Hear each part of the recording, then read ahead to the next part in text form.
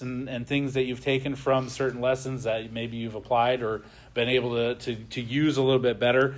And so today we're talking world-class traveler. So it's that traveling analogy that anytime you do something more often, you get more comfortable with it, right? If you travel more often, you're not as worried about flying, unless you're Mr. Confidence that Pastor talked about in the airplane that one time. Those clearly not as confident as he thought. But typically, the more you travel, the more you do anything, the more competent you become, right? You're used to things that happen. You know how to adjust. You know what to expect, and it causes you to grow. And so, as we look at that with our marriage, the longer you're married, hypothetically, the better you should be at being married. Again, hypothetically, right? You should be more experienced. You learn your spouse better. You learn how to be a better husband, how to be a better wife. But it's never something that all of a sudden you just figure it out, right? You get to the point you're like, oh, I have nothing more to learn. I have nothing more to improve on. That's maybe the better way to put it. And I've just arrived at being the best spouse that there is. And someone should write a book on you and your experience, because that's how you attain perfection, right, within a marriage. Unlikely to happen. So obviously we know in Genesis chapter 2, verse number 24, this is the first marriage, and Adam is saying, through the inspiration of the Holy Spirit, therefore shall a man leave his father and his mother, and shall cleave unto his wife, and they shall be one flesh. And so the thought that we've used with that is leave, cleave, weave. And this is obviously the weaving part as we continue to grow within our marriage to become the husbands and wives that God expects us to be, that bring him glory and bring him honor, not just bring us peace, which is good, but we don't just want to just get along and have a good marriage. We want to bring God glory through the marriage relationship. So even when you travel, unexpected things happen, right? The more you travel, things can go wrong, and whether it's mechanical issues or physical issues or planes being late. That not the one Seth Evers on, those are always on time, but other planes, he's like, oh boy, planes being late, trains being late, transportation not working, unexpected things happen, right? You can expect that something unexpected is going to happen. And the more you travel, the better you get at handling those unexpected things, right? Become more experienced with those things.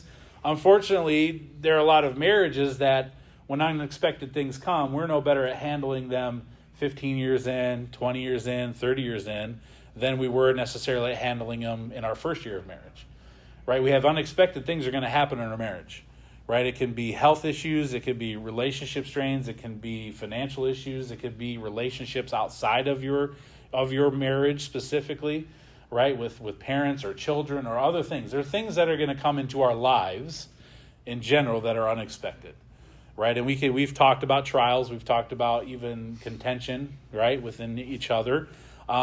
You don't get off work and go home and hope to have a fight, right? You don't sit at home and wait for your husband or your spouse to go home and be like, I can't wait till we get into this. We're going to fight tonight. I don't even know what about, but that's what we're hoping for, right? We don't hope for those things, but those things happen. And we don't hope for even big bad things to happen, but sometimes those things happen, right? And so how we handle those as a married couple, we don't want to stagnate within our marriage. And that's an easy thing that can happen. You don't develop your relationship, you don't grow your relationship, and you kind of get to a point where you're comfortable and you just kind of hit a plateau. And there's no real growth anymore, there's no real change, there's no real work or effort to become any different than you are in that moment. And when those types of stagnations happen, you can begin to fall into habits, even ruts, right? We call them routines, or we'll use a word that makes us feel better about it. But we can fall into ruts, and maybe even harmful and hurtful habits that just become part of our marriage and part of our relationship that cause us to become distant to each other, and even can cause us to become hostile to one another, depending on how hurtful those habits can be. And if we're not careful, we get so comfortable and feel like we're so good where we're at, or content in maybe a negative way where we are within our marriage, that we don't try to grow. We don't try to improve as husbands and wives, right? And obviously we want to prevent that from happening. We don't want to get to a point in our marriage where we're just so complacent that we don't care. That it doesn't matter if our relationship's improved. It doesn't matter if we're trying to do better. We're just content to coast or to just go with the flow, right? We don't want that to be the case. There's a story I was reading about some girl or lady, college student, saw this elderly couple eating in like a restaurant, and they were like in their 80s, right? And the husband was helping his wife eat and dabbing her mouth and just being very tender and very kind with her. And she took a picture, of course, and put it on social media, because that's what you do, is you take pictures of people without their consent and then make fun of them or say nice things even about them on social media. But she did that and said, everyone wants to get to this point in their life where they've got this marriage that's just perfect, right? And they clearly love each other. They're tender with each other. They're elderly. They've lived their life, and they just obviously have a great marriage. And that's evident here by their time and their tenderness that they spend in this restaurant. But really knowing that picture portrays something that took a lot of effort, right? If that's true, if that was true about this elderly couple, is that they were happily married after 60 years as they were after 5, that doesn't just happen, right? That takes effort. That picture, there's a lot of work and effort and tears and hurts and ups and downs that are behind that photo that got them to that point.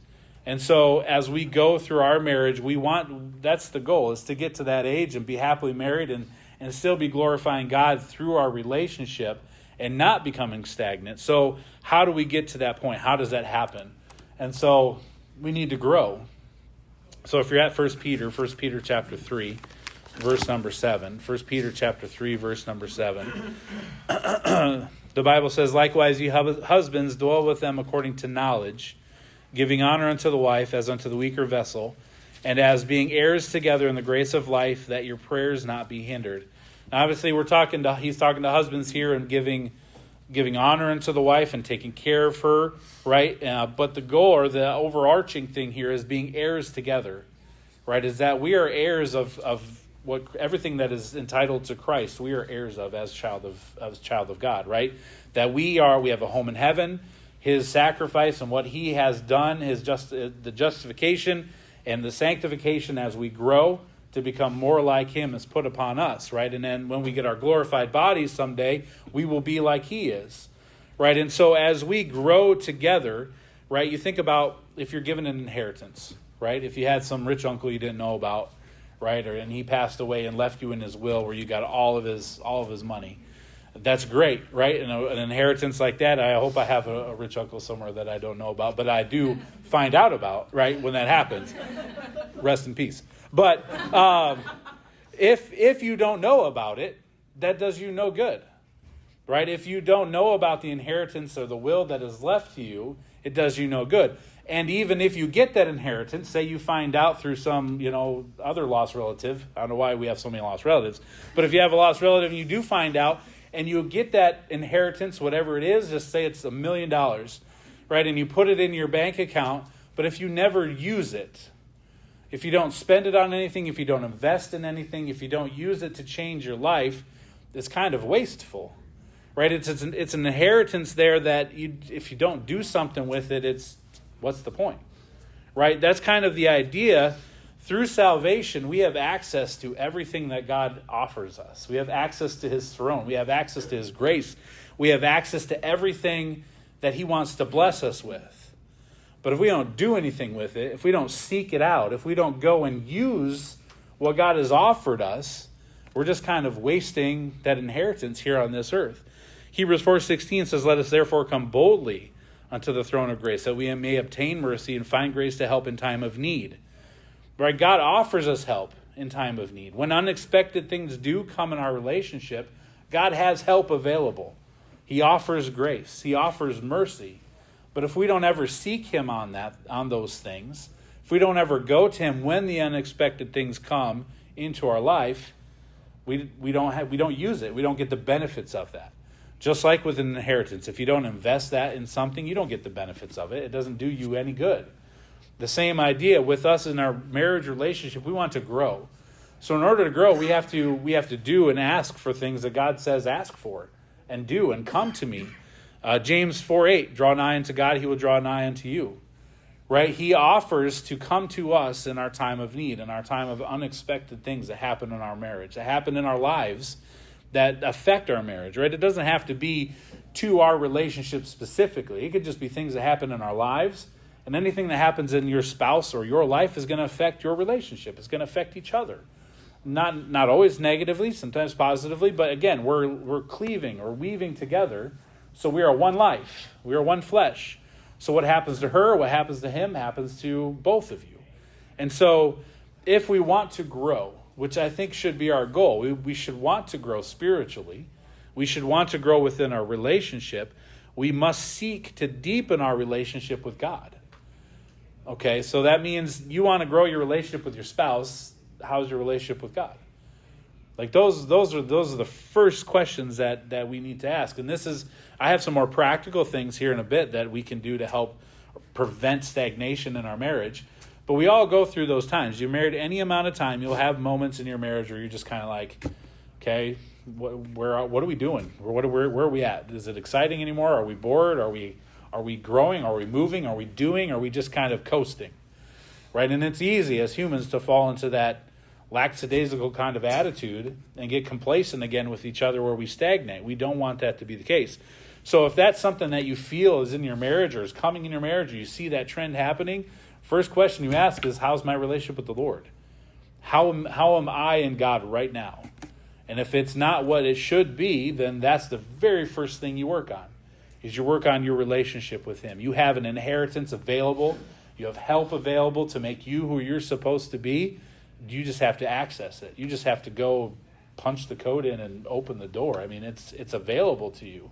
You just have to spend the time going for it. So the very first thing is we want to grow together in Christ. Now, I did not write down what I put up here, so I have no idea what I put up here. I lost my pencil. So I put it in who cares, right? But I put it in my jacket last Sunday morning because I didn't need it in Pequanna. Guess where it was this morning? In that jacket, the same jacket. So I didn't use my pencil. So I usually highlight what I put up here. So that's a lot of words. They're not necessary. These are the things that I just said. Okay, next. This is kind of something that's more practical. How can you prevent stagnation in your marriage? How can you grow in your marriage? Create traditions and memories. This is simple. This is practical. This is something everybody could do. Traditions are healthy for every relationship. They tie your past, your present, help you look forward to the future. This is so simple. This could be a family tradition. This could be a tradition with you and your spouse. Something that you create traditions in your marriage, in your life, that nobody else necessarily even knows about. And maybe they do, but that's not really the point. But it's just something that you and your spouse know. It's something you guys do. It's something you've created. It's part of your family. Maybe it was part of your childhood, right? That your mom and dad did, and you've kind of brought it into your relationship, and you continue it on. It brings good nostalgic memories for your childhood, right? And it creates a lot of good memories in your relationship today. And then as you bring children along and you continue those traditions, it just builds your home. It makes your home strong. It builds things that again, it ties you to the past. It helps you to look forward to the future. If you don't have some kind of tradition in your marriage, find something. Find something that you just, every year, however often we do this, we go here, we say this, we do these things, and make it part of everything that you do. I mean, it could be, simple for Christmas time. Dad puts up the tree, it's a fake tree, I know. So I take it out of the box, dust it off, right? I put the tree up and I put the lights up, and then I sit down, and then Mom, Lisa, goes through all the ornaments with the kids. And every year, each kid gets their own ornament. And we put the date on it, with the year on it, and so you kind of see their progression from Thomas the Tank Engine, right, to Spider-Man, to Star Wars, to Porsches, right? You see Carter's growth as a person. You say, okay, you see where his interests are, and that's fun. And we, as parents, that brings us closer together because they're our kids, and they grow those things, and then the tree is, you can't even see green anymore. It's just covered in ornaments. Like it's ridiculous, but it's awesome, right? And that's our thing, and it's silly. It really is there's no spiritual context there. There's nothing other than it is a tradition we have, and it creates memories, and it bonds us, right? So whatever that is for you, play into them. Make it a big deal, whether it's holidays or vacations, anniversaries. We also bring a dumb stormtrooper with us every time we go on vacation, or a little action figure. We take pictures of it everywhere.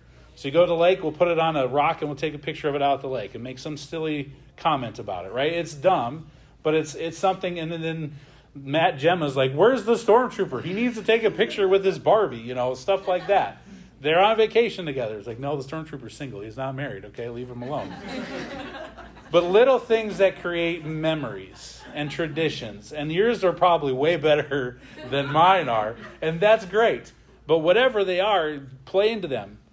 Keep them up. Do them. So I promise you do something now, 20 years from now, you're going to really love the fact that you've been doing it all those years. And it is going to make a big difference. It's going to matter to you. And again, if you have kids that eventually get into the picture or in the picture, it's going to matter to them. It's going to bring your whole family close together on something that's silly. But it's memories. It's creating traditions. It'll prevent you from stagnating. And it seems silly and it doesn't seem like it would work, but it will. It'll be. It's not the only thing. It's not going to fix things, but it'll help. It'll help you grow together, right? So create memories and traditions.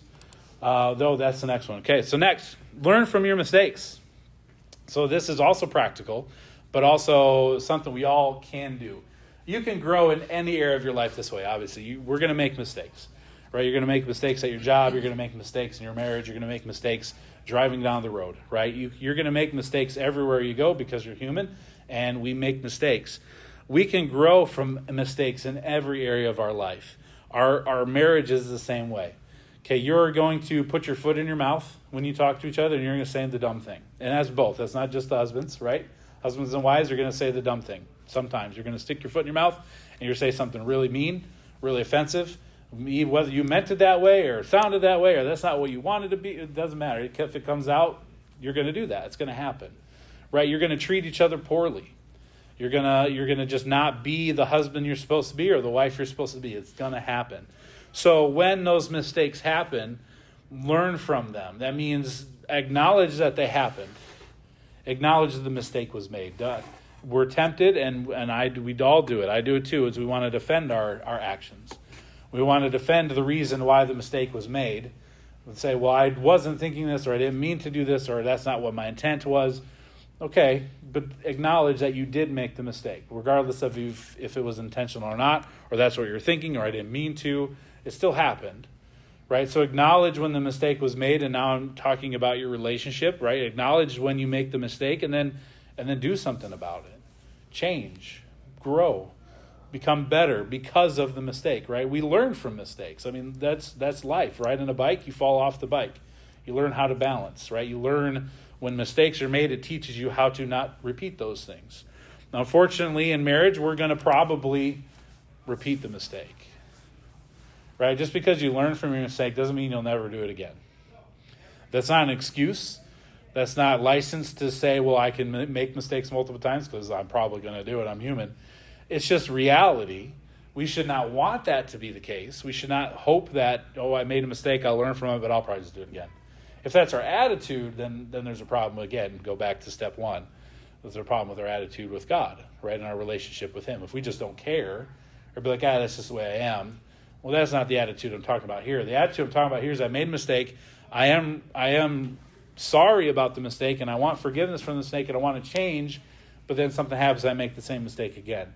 And again, you have to repent of that. You have to ask forgiveness, right? And you have to make changes within how you think, the words you say. I mean, it can't just be, I'm sorry, right? And move on and not change anything in your heart about, okay, the reason that it was a problem is that they received it in this way and impacted them in this way. So how am I saying the things I'm saying? What am I thinking about? Where's my heart when it comes to this interaction or bringing this subject up or whatever the hurt is, and evaluating where you sit, where your heart is, where your head is in that relationship in that specific instance.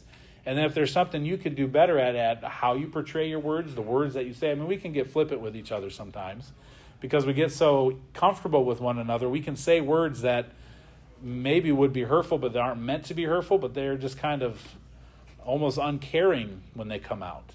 It's not meant to be an arrow, but it's just kind of flippant. And if we're not careful, we can hurt each other by just being careless.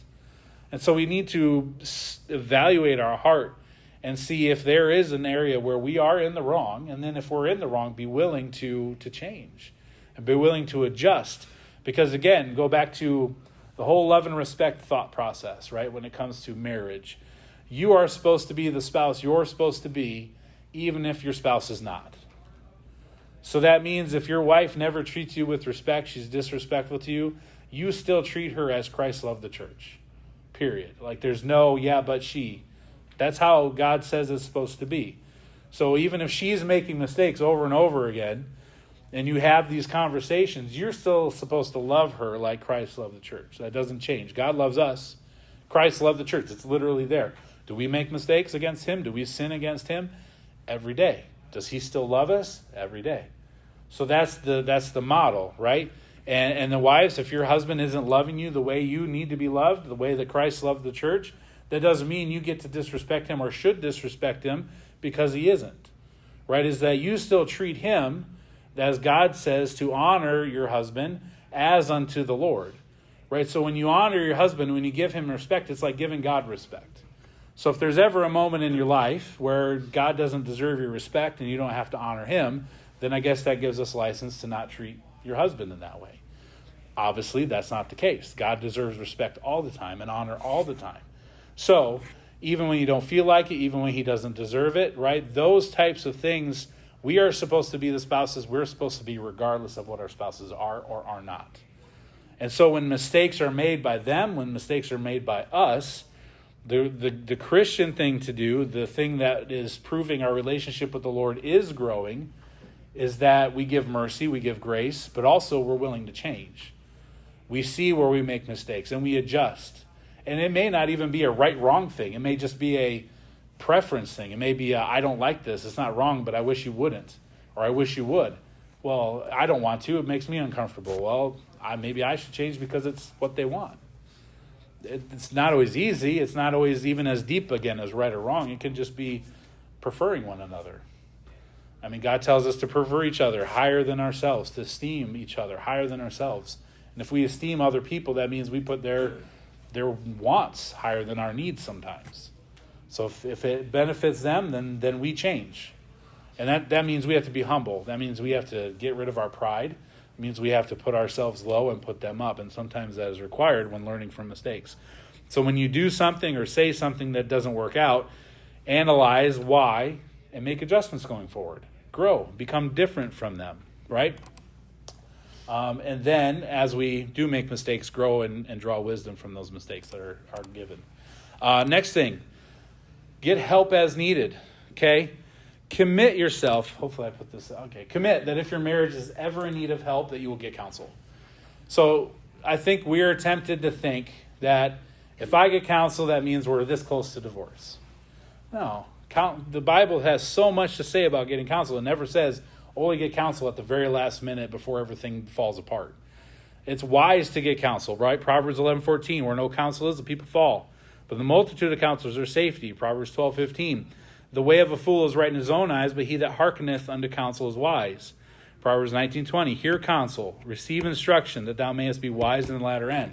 Seeking counsel doesn't have to be a last resort. If you need help, get help.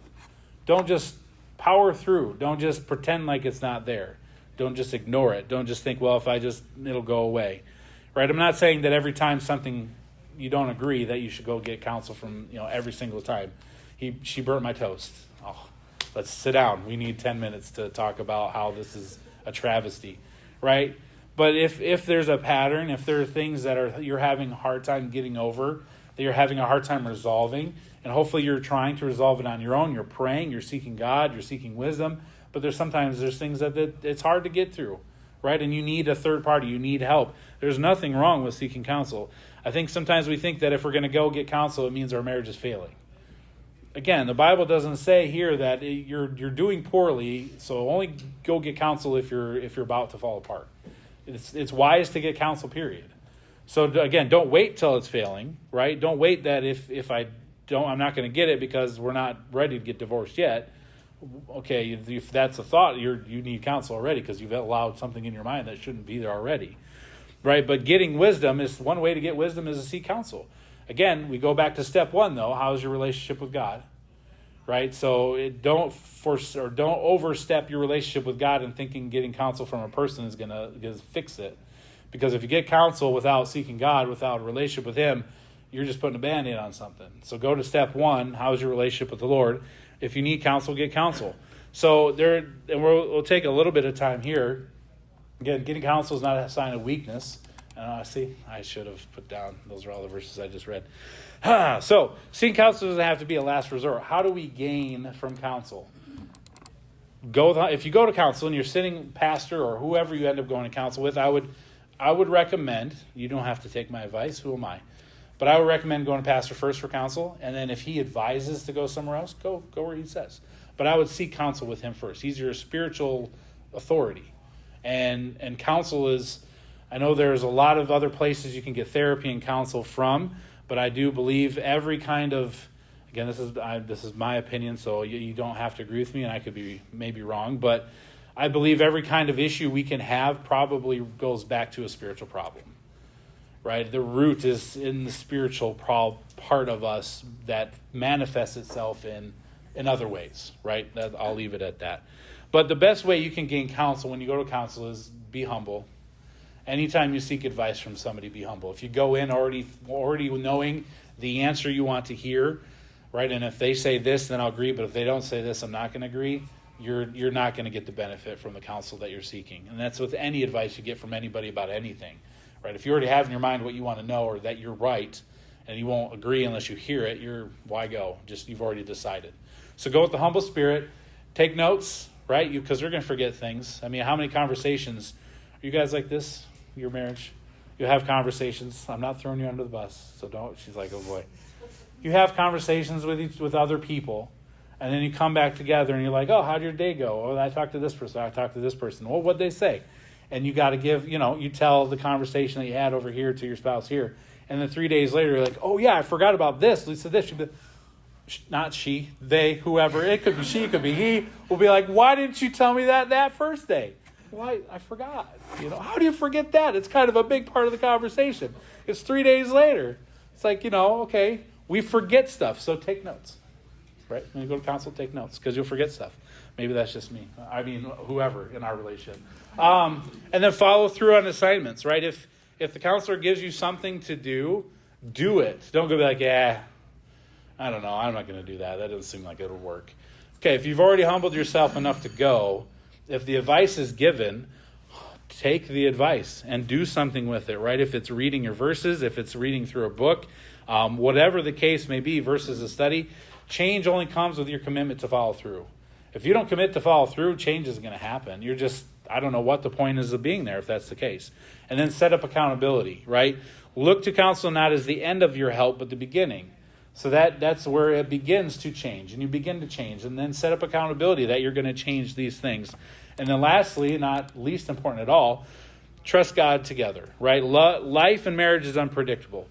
And although the longer you're married, the more experiences you have, maybe the more apt and capable you are to overcome some things and to adapt. But you cannot change the circumstances that are out of your control, no matter how experienced you are, no how long you've been married. And this is where faith happens, right? And faith isn't just hoping everything works out good. I hope it does. That's not faith, right? Faith is pursuing growth. It's making adjustments and then trusting through all of that, God will weave your lives together for his glory, right? So it means you have to pursue growth. That's what faith is. Faith is action. Faith is you doing something, not just hope it works. But faith is making progress and growing, making adjustments where needed, and then trusting God to help you through those things to grow you closer together. Right? And I'm finished here. Hebrews 11:6 says, but without faith it is impossible to please him. For he that cometh to God must believe that he is, and that he is a rewarder of them that diligently seek him. Words are getting tough. Faith, you cannot please God without faith, which means your marriage is not going to be pleasing to God without having faith in him in your marriage to do something with it. If you're just hoping to do the best you can do, that doesn't please God with your marriage. God is pleased with your marriage when we trust in him, when we put our faith in him. And when those unexpected things come up that we got to deal with, he's where we look to. He's where we go to make the adjustments and then being humble and willing to do that. All right, we'll pray.